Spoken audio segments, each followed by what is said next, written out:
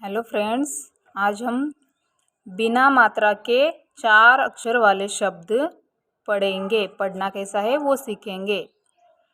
अजगर अजगर, अवसर अवसर, बर्तन बर्तन, थर्मस थर्मस, हलचल हलचल, कटहल कटहल, दहशत दहशत, मलमल मलमल, छन छन छन छन,